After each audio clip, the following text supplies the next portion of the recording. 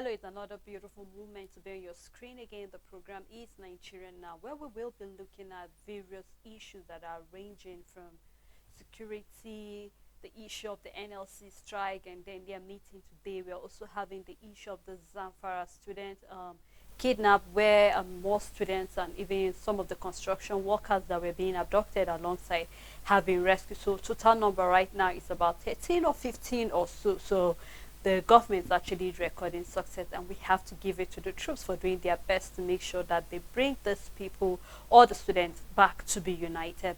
I am Salah Shadashum, and I'll be doing this together with Rachel Tanze. Good afternoon. Afternoon, How Sarah. you doing? I'm fine. How about you? I'm great, thank you so much. And to our viewers, please do remember you can join us on Facebook and YouTube. Drop your comment because we are interested. We want to also know what your opinions are concerning the stories that are, ranging concerning how we're going to talk about it and on how Nigeria can also be great. And we'll quickly start, talking, discussing, and then we want to start with the issue of the PDP. I mean, yesterday there was a fire in the Supreme Court. I think in the morning yesterday, and then quite a number of things. Even though the Supreme Court came out, that the spokesman came out to say that nothing essential actually got burned, especially in regards to some of the sensitive documents that will be needed for the tribunal. We will recall that there was a tribunal in the appeal court, especially in regards to the presidential election that took place in February. And then, of course, the Labour Party and the PDP were not comfortable with the judgment of the appeal court, and so they appealed higher to the Supreme Court, which it is legal, it is within their right to actually do that. And then we're saying that the PDP is coming out to say that they smell rats somewhere because they feel that this is suspicious, because from the way things are looking, it seems somebody intentionally set that court on fire, just so that they could maybe cover up their track on something, or so they could burn down maybe relevant documents that will be important, some very important issues that will help them possibly maybe to be able to be head and shoulder above the APC whom they are fighting. But there are quite a lot of mixed reaction, Rachel. Now, I'm not just looking at it from just the Supreme Court. Over the years, we've seen issues like this coming up. There was a time where the office of the Accountant General was on fire. There was a time that we hear one MDAs or the other is either fire or something happened. And then when you always trace all of these things, there's always something suspicious about it, because it's either somebody is trying to hide very important document that will help maybe fight corruption or crime or whatever it is.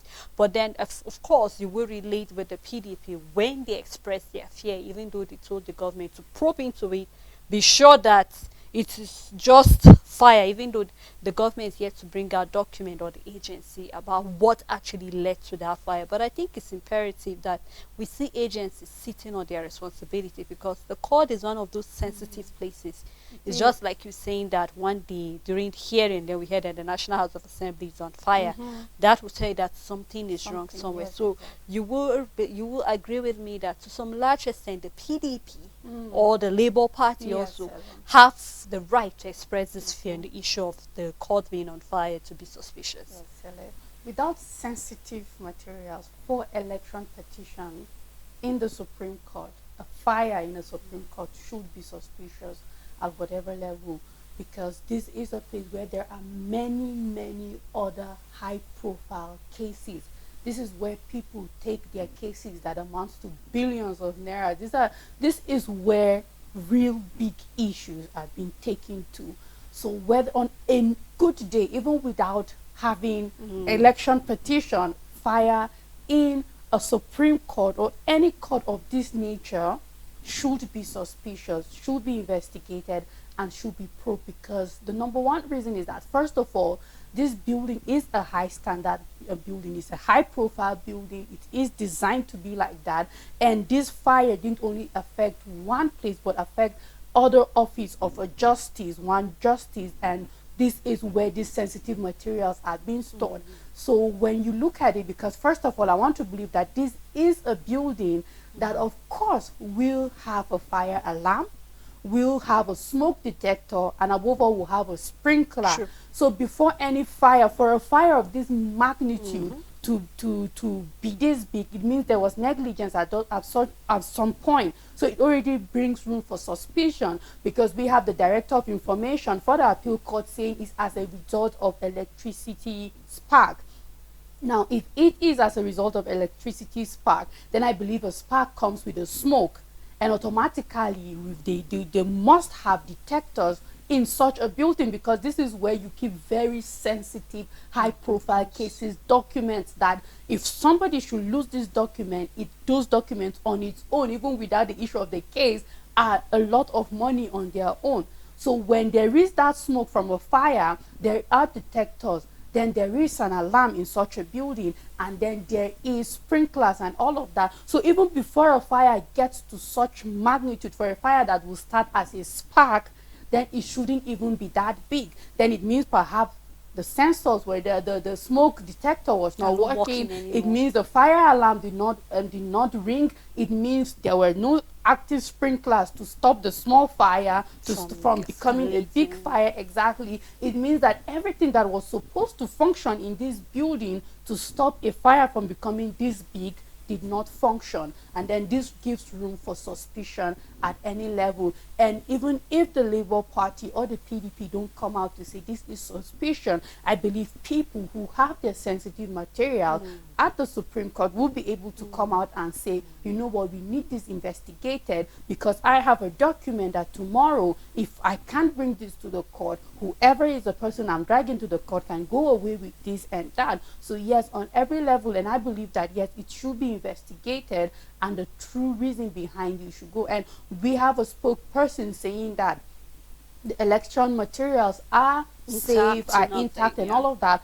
I hope that will be the case, not that tomorrow we will wake up and then see that's not the case, or we'll start saying, okay, this is missing, and then the excuse will be as a result of the fire that happened at the early hours of the 26th of September, or all of that. So I just hope that truly what they say about no sensitive material due to election for the election petition is not being affected, and then that will stand whenever the case is being brought up. Well, just like you just said it, Rachel. So we just hope that with this, we don't have a reputation. I keep saying the fact that negligence on the part of one person can actually lead to a lot of failure in other parts. And just like you said, it just brought to our attention the fact that the government need to do something. Possibilities, maybe there was no electricity, that was why you didn't have the alarms ringing, or something must just have been wrong. And so I believe that this should be an eye-opener for the government to, tighten security over there.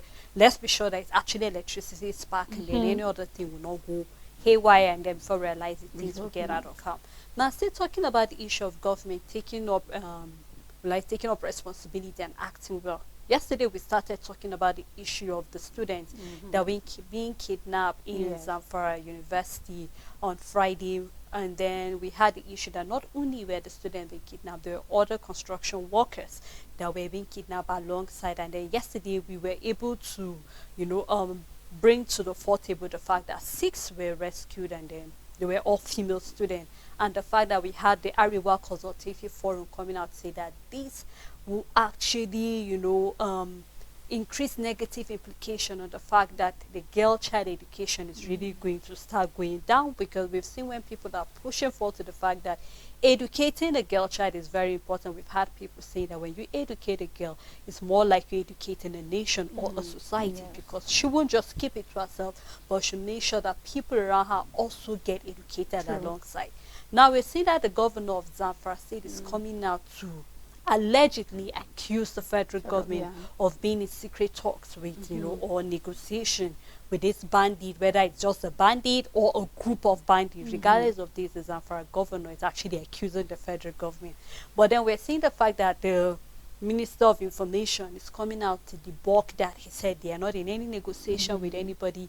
But then importantly, he's laying the fact that rather than accusing the federal government, the governor of the state is supposed to appreciate the troops for their efforts, so far to be able to rescue more people, and then giving them all the support that they need.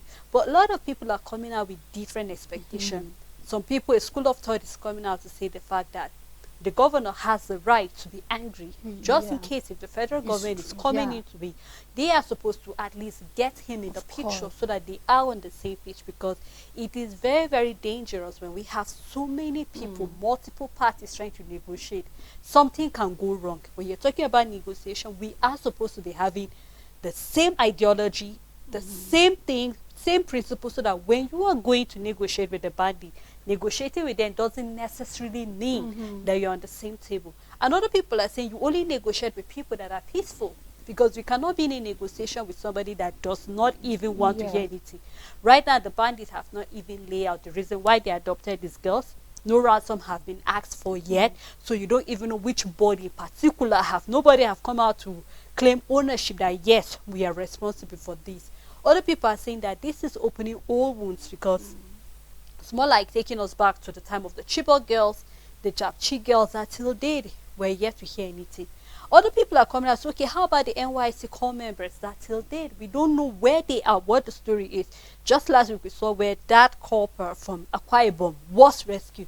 But then how about other core members that were being kidnapped? So this is quite a lot on the table. Yesterday we saw the fact that the governor of the state banned illegal mining as a way to address insecurity. But beyond that, it is imperative that as the government, whether local government, state government, federal government, that we work together to make sure that we have a common goal. And what is that common goal? To do away with all of these bandits. I keep saying, yes, if you're talking about negotiation, you ask, what exactly do these What bandits want? exactly? Do the government have something? Do they know something the people don't know? These are questions Nigerians want to have answers to.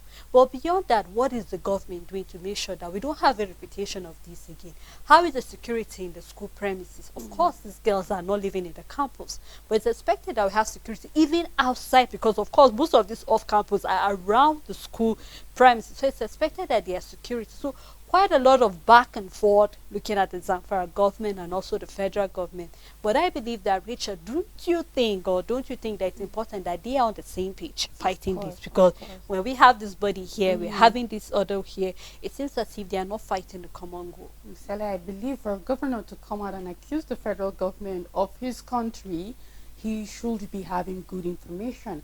I believe the intel that is coming to him to some extent is on point, and he is sure of what he's saying. Perhaps he doesn't want to be in the position of maybe calling names and saying this and saying that, but it's not an easy thing for me to come out and accuse a bigger authority than mine. We're talking about the federal government, not a local government chairman or a senator.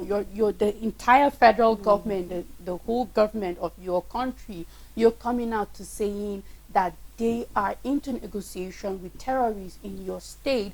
Then I want to believe that it's still not for sure. He hasn't brought out facts out there for sure to say this is it, this is what I have. But I want to believe that he's coming from a point that, you know what, this is my state and I know the ins and out of it. And I know that the federal government is trying to do this and the federal government is trying to do that. Now, until we have more facts, until he brings out more facts, and of course the federal government will come out and then agree to such, because when they do, it means they are sabotaging his efforts in the state level, because they need to work together. And I believe that this is where the governor is not happy. It's not the fact that the federal government is stepping into the situation of Zamfara, but that the method of negotiation is going against the kinetic measures they are taking in the state, which is using force. And just as we said, these are criminals, Sele. We can negotiate with them. And I believe the governor of Zamfara have been using force. That is the method they have been using. And now, if behind their backs, the federal government will come in and use negotiation, then these two things don't work together. They don't work together. If you are fighting with force, you fight with force also to get your result. If you are negotiating, you negotiate also to get your result. There is a point where the two might come, but it's either negotiation starts and then force, but not when you have started with force and you try to negotiate, because before then some damage that cannot be repaired would have been done. And then I believe this is where the governor of Zamfara state is saying that no, this is the measures we have been trying to use to fight banditry in our state. If you are stepping in at the federal government level come and fight with us the way we've been doing in our state for us to be able to see some result, rather than coming the opposite way and doing it your own way that is not tallying with what we are doing in Zamfara state.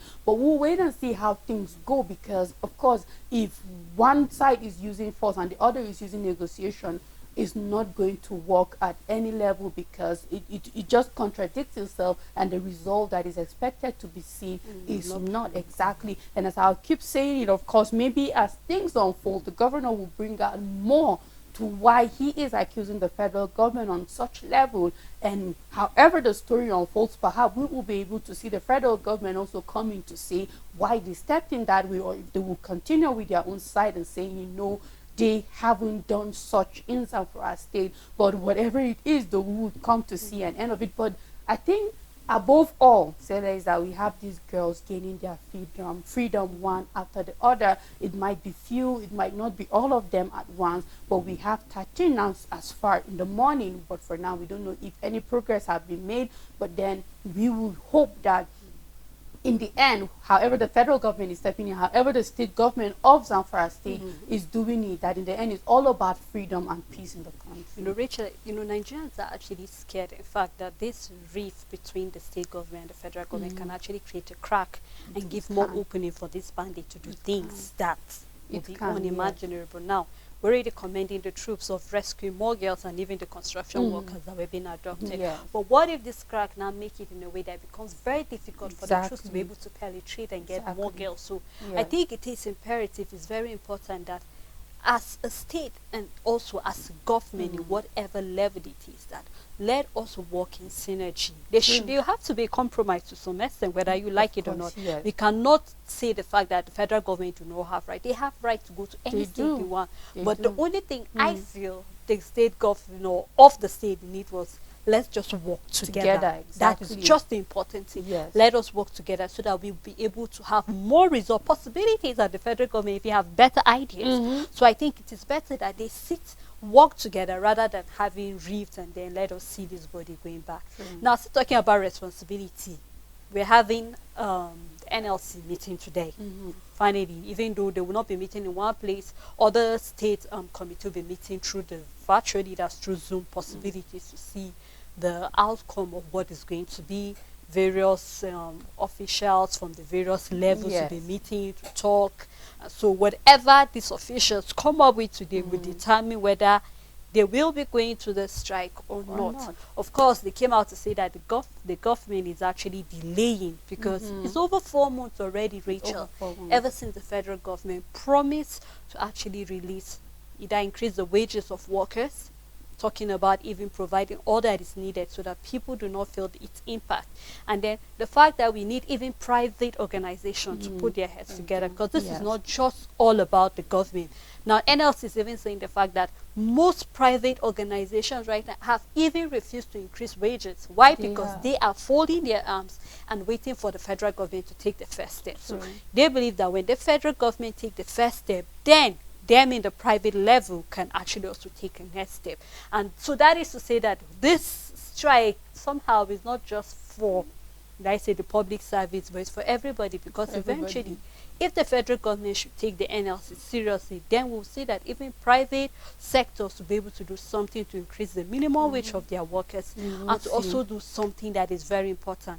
A lot of people are coming out, even though the Minister of Labour said that they were able to, or his ministry was able to grant one request. And what is that one request? Is to release those who have been in detention, the NURTW that were in detention. Now, this is just one. Last week, we saw when salary increment for our lecturers, junior and senior level, but that was just like 25%, and they were asking for 200 increase, 200% increase, and we saw 25%. So that is just like having a drop in an ocean. They won't really feel its impact, but better small than nothing else. But then I think it is important that the federal government honestly take this body seriously, because this struggle is not just for today, it's a struggle for tomorrow. A lot of people are asking the question, Rachel, school is already in section, what is happening to even the student loan? It's quiet all of a sudden. So I think it's another thing that NLC should also take into cognizance. I mean, what is happening? Students are in school, they're struggling. In fact, as it is right now, you will hear that there are students that have not even resumed for the session. Why? Because they cannot afford this. So I think the whole thing is like a ball game that the NLC and the federal government need to sit up, even though the minister said he cannot do anything much until the president gets back. But I believe that the president is in the country anytime soon. So we should see proactive measures coming from the federal government. You know, Sele, when I saw that the NLC is accusing the federal government of delaying, I smiled because both the NLC and the federal government are just delaying. Like both of them, everybody is trying to buy time either way, because the Minister of Labor is saying the president is not around. We cannot do anything at the moment. He has to be around. We've met one of your demand and all of that. But you know what? 2 weeks ultimatums have been over. We've had a river filled with 2 weeks ultimatums that are ranging to 4 months now or more, and you keep saying you will do this, you will do this, and you haven't done it. So what was going to be the difference? When they gave the first ultimatum, the president was in the country. He just left the country last week and he'll be back this week. So what will be the difference this time around? What stopped him from doing what NLC needed him to do before traveling, and what guarantee do we have that he will do it when he comes back if the labor minister is saying so? And then secondly, this NURTW thing happened along the line. It wasn't among one of the first major demands from the NLC. So don't tell NLC you've met their demands, because when we had their first demands, what they needed, the agendas that they put out there, the NURTW staffs were not yet under custody. So this is, by the way, it sounds cheesy in a lot of ways, because no, this is not the real demand. The NURT people under your custody is not the palliative, is not the 200,000 or minimum wage, is not working on the fuel pump price, is not fixing the dollar or even fixing inflation, or the refineries, is not fixing the refinery, is not anything that has to do with the major reason that NLC is going for a strike in the first place. And then for NLC, where I see them buying time, is almost like you don't want to go on a strike, because you've given the federal government, okay, you know what, after 2 weeks we are going on a strike. So now, are you supposed to just go on that strike because the government haven't met your demand, or what are you sitting to discuss on whether you will go on the strike or not? It's actually even 21 days ultimatum, Rachel, not even 2 weeks. It's more than that. You've been giving them grace upon grace. So I see both the NLC and the federal government delaying and buying time. For some reason, NLC is not sure if they want to go on a strike, and then the federal government is seeing that from the NLC, and they are also using that to their own advantage and still delaying time and giving all of these excuses as if it would have made a difference if the president was around, because he has been around ever since he started making these demands and he haven't done anything and all of that. So I'm just really waiting to see what is the outcome of the meeting by NLC, or will they give them another 2 weeks ultimatum, or will they go on another protest, or will it be a 2-day warning strike? Whatever it is, I see both sides delaying and trying to buy time. For NLC, I don't know what is their reason, but I believe for the federal government is perhaps they will keep using saying that these demands are above their reach, the 200,000 minimum wage, but I believe palliative is not above them. I believe that, well, fuel pump price are just one of those economic policies that is biting hard on us, but it's still, there is room for reviews and all of that, and every other things that you have put in place as a promise, the metric tons of grains, the things that the president have said, you know what, I'm going to give these things out. What are the plan, and when are we going to start seeing these actions in place? Rachel, I'm truly worried for our country, Nigeria, because it's saying we have leaders that pay and I don't care attitude toward the plight of its citizens, and it's expected that you feel the pain of your citizens and do what it takes to do to be able to make sure that you fix whatever their problem is. So I am hoping that, honestly, even though I will not be too quick to crucify the NLC, but let me just wait and see what the outcome of the meeting for today is going to be like. whether they're going to go ahead with the indefinite strike or not. But let us not use the word that it will crumble the economy. Of course, it will crumble the economy. But if we do not want the economy to go down, then I think it is important that the federal government should actually read the pains of the people. Because believe you me, when the people get hungry and tired, and they are tired and tired and tired, Rachel, you know that a lot of things is going to go wrong. So we hope that the government will actually listen to NLC and also listen to the people. Thank you so much for You're doing welcome, this with me. Sarah. All right, to our viewers, thank you so much for keeping a date with us on Nigerian Now. Thank you for dropping your comment. We hope you keep the comments coming because we love to hear it. When we come back, we'll check our social media and also see what you have to send and how we can continue to be a better country eventually. Until we come here again tomorrow, do have a blessed day ahead. Bye.